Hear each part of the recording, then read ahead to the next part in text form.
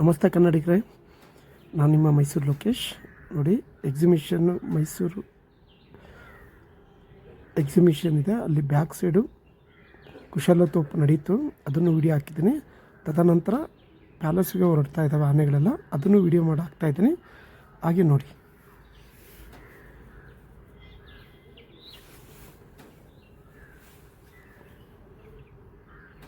ದಸರಾ ಇರೋದೇ ಆನೆಗಳು ನೋಡೋಕ್ಕೆ, ಅದಕ್ಕೋಸ್ಕರ ತಿರ್ಗಾ ಆಗ್ತೀನಿ ಅಂತ ಬೇಜಾರು ಮಾಡ್ಕೊಬಿಡಿ.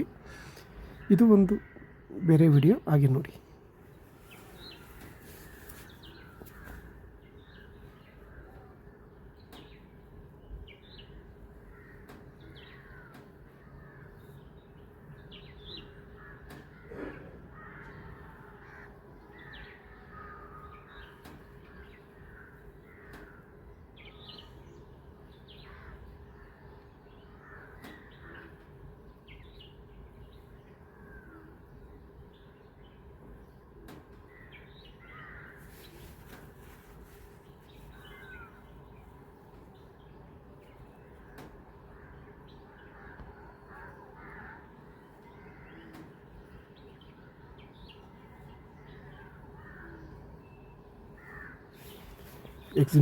ಎಕ್ಸಿಬಿಷನ್ ಒಳಗಡೆಯಿಂದ ಪ್ಯಾಲೇಸು ನತ್ತಾ ಹೋಗ್ತಿದ್ದಾವೆ.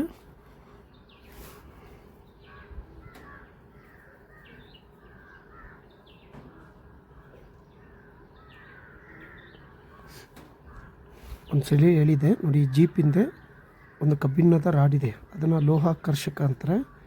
ಆನೆ ನಡೆಯುವಾಗ ಕಬ್ಬಿಣದ ಏನಾರು ಬಿದ್ದಿದ್ರೆ ಅದನ್ನು ಕ್ಲೀನ್ ಮಾಡ್ಕೊಂಡು ಹೋಗುತ್ತದು. ಮೊದಲೊಂದು ವೀಡಿಯೋದಲ್ಲಿ ಹೇಳಿದ್ದೆ, ಆನೆ ಎಲ್ಲೋದ್ರೂ ಅದು ರೋಡಾಗಿ ಬಂದರೆ ಅದು ಮಾಡೇ ಮಾಡ್ತಾರೆ.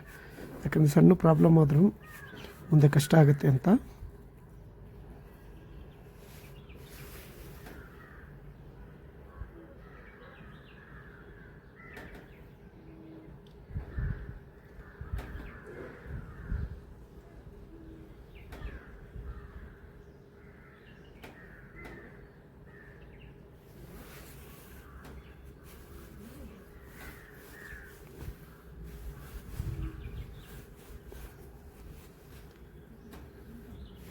ಎಕ್ಸಿಬಿಷನ್ ಒಳಗಡೆಯಿಂದ ಈಗ ಎದುರುಗಡೆ ಇರೋ ಪ್ಯಾಲೇಸ್ಗೆ ಬರ್ತಾಯಿದ್ದಾವೆ ಆನೆಗಳೆಲ್ಲ.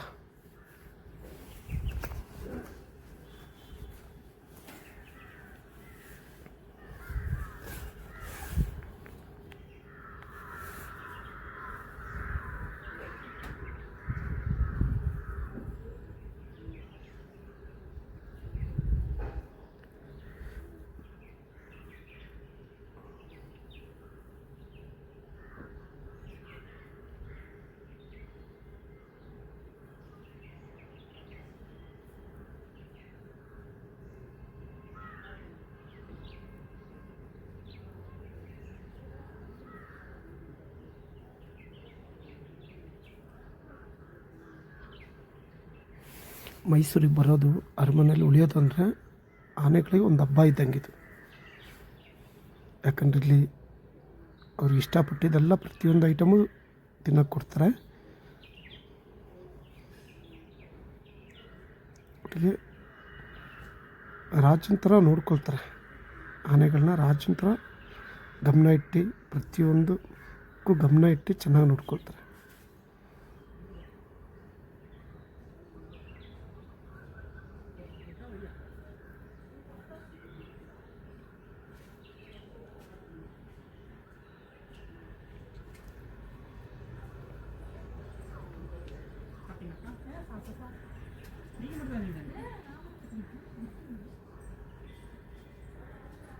ನೋಡಿ, ಪ್ಯಾಲೇಸ್ ಒಳಗಡೆ ಮೇನ್ ಗೇಟಿಂದ ಒಳಗಡೆ ಎಂಟ್ರಿ ಆಗ್ತಾ ಇದ್ದಾರೆ.